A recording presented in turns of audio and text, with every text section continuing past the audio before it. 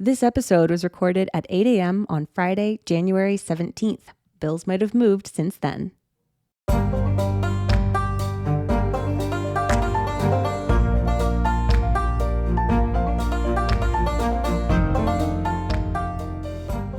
This is the Cheyenne Roundup, a weekly look at Wyoming's legislative session from Wyoming Public Radio and WyoFile.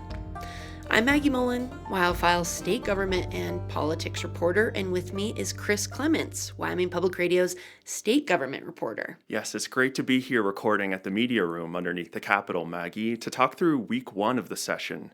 Things kicked off on Tuesday, and already state lawmakers' priorities are starting to take shape.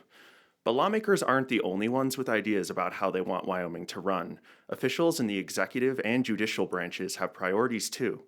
They sure do, and that was really on display this week. My friends, you have a solid, balanced, and well-constructed supplemental budget to consider. Wyoming ranks 37th and 42nd in the nation for judicial pay. We need to keep attracting the best lawyers to these positions. Pushing back against ESG, banning wokeism and radical transgender ideology in classrooms, protecting women's... So here's a quick Civics 101 reminder. Wyoming has three branches of government: legislative, judicial, and executive. There are 5 statewide executives: governor, secretary of state, superintendent of public instruction, treasurer, and auditor. And today we're going to be focusing on 3 of those positions and the judiciary and what they want from the legislature. How about we start with the governor, Wyoming's chief executive? So each legislative session kicks off with a State of the State address from the governor, either on the first or the second day. And that's an opportunity for the governor to set the tone and to make their priorities known to legislators. And that's what we saw on Wednesday from Gordon. The day before, lawmakers convened, and one thing to really stand out from that was the overt references to Christianity. And Gordon actually opened his State of the State acknowledging this. This is a great day, as we heard, and we should rejoice in it. I appreciated the seriousness and spirituality of yesterday's opening remarks from each of the chambers. In fact, Freedom Caucus member Representative Daniel Singh even performed a hymn. Then sings my soul, my Savior God, to thee. How great. Yeah, that caught my attention too. A major element of American democracy is the separation between church and state. There's always been a pledge of allegiance and prayer, but we're seeing a lot more than that from lawmakers. As for policy priorities, Gordon largely focused on infrastructure, and he cited 3 recent examples of need. So the failing La Prairie Dam that's 20 miles west of Douglas, the collapse of Highway 22 over Teton Pass last June, as well as last summer's historic wildfires. He also touched on his requests for the supplemental budget. That included increasing Medicaid funding to obstetric providers and expanding the state's coal litigation fund. Plus, he noted the incoming federal administration as a bright spot for Wyoming's energy industries, though he also said, quote, "It will take time to unring the Biden bell." But above all, Gordon's speech made one thing very clear. His priorities for the legislative session and his vision for the state's future, those don't really overlap with the stated aims of the Freedom Caucus. Yeah, and I think it's worth mentioning that the caucus is aiming to pass a whole passel of bills that Gordon vetoed in the past. Some of those resurrections include a property tax relief bill, a bill to ban all diversity, equity, and inclusion initiatives in state government, and a bill that would slap regulations on the only remaining clinic providing procedural abortions in Wyoming. In general, the caucus wants to keep government expansion to a minimum, and that goal does seem to be in conflict with Gordon's on some of those budget priorities you just mentioned, Maggie. If there is any overlap between the governor and the caucus, though, it's probably a mutual dislike of lingering Biden administration policies and probably some strong support for President-elect Donald Trump. Let's move on to an office where there's less tension with the Freedom Caucus. That's the Secretary of State, Chuck Gray. Chris, we've both been watching some of the election-related bills Gray has said are his priorities. This week, a couple of them sailed through committee with minimal debate, no amendments, but got some pushback from Democrats and non-Freedom Caucus Republicans on the floor. That's right. And one was a bill that would add a requirement for proof of state residency and U.S. citizenship when registering to vote. And another would add a 30-day residency requirement before folks can vote. Both of those passed the House Corporations Committee and survived first readings in the House Committee of the Whole towards the end of the week. A few doors down, the Senate Transportation Committee passed a bill around the same time requiring non-citizens' identification cards to say non-citizen. And Gray has other priorities for what he and others describe as election reform, namely banning drop boxes and allowing hand count audits of ballots.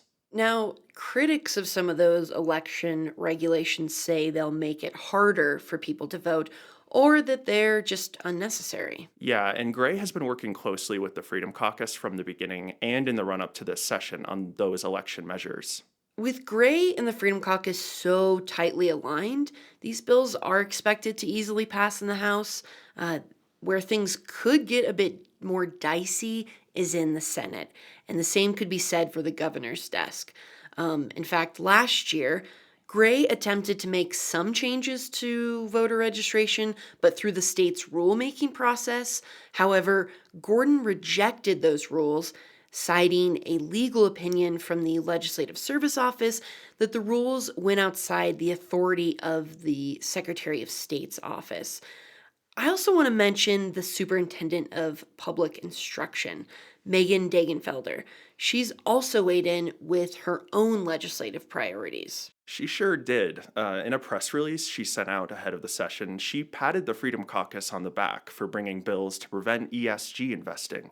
That's environment, social governance, which Degenfelder says hurt the fossil fuel industry revenues that fund Wyoming's K-12 schools. She also applauded the group's continued efforts to block diversity, equity, and inclusion efforts in education. Right. So DEI and ESG have become a big focus for both Degenfelder and the legislature. Yeah, and they seem fairly aligned with their policy priorities. She sums her 2025 priorities up as combating what she calls extreme ideologies and federal overreach. She wants to see bills expanding school choice, particularly with charter schools, expanding parental rights, banning cell phones in classrooms, and expanding concealed carry of firearms in schools. Some school boards have already chosen to do that. Degenfelder, like all 5 of the state's executives, she serves on the Wyoming State Building Commission, which has already approved guns in state buildings. Degenfelder is a strong advocate for eliminating, quote, gun-free zones in the Capitol and state-owned office buildings. There's still some legislative hurdles to make that happen, so we'll be watching for that, along with her other priorities. That's right. And the Superintendent of Public Instruction, the Secretary of State, and the Governor are all part of the executive branch of government.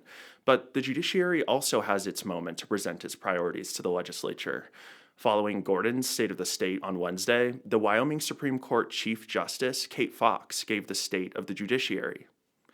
She pointed to the judicial branch's recent rollout of an e-filing system for district courts, and another one coming soon for circuit courts. And she mentioned the need for more protection for Wyoming judges.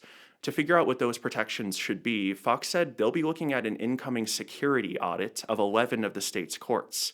She said it would likely lead to the judiciary asking the legislature for more resources. This is an issue we will keep coming back to you on because threats to judges nationally and here in Wyoming are only increasing. One of the things Fox has talked about throughout her career is diverting people out of the courts and into mental health and substance abuse care. A bill to enhance those efforts died, but lawmakers in support of the measure have been mulling ways they could bring it back. So that's another one we'll be watching out for. And this was Fox's last State of the Judiciary. She turns 70 this summer and is required by law to retire. So it was a bittersweet moment for the Chief Justice. It has been such a great honor for me to serve as the leader of the Wyoming Judicial Branch and the amazing people in our branch, and to work cooperatively with the members of the legislature, the executive branch, and to serve the state that I love dearly. Thank you for your support.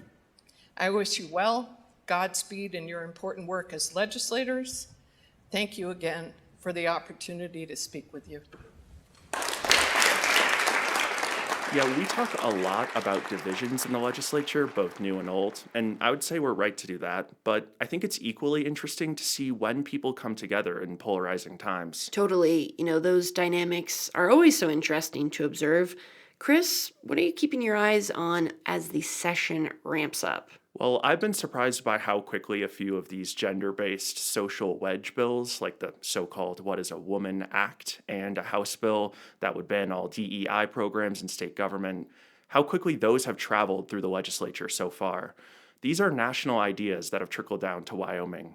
Both bills passed first reading in the House Committee of the Whole the first week of the session.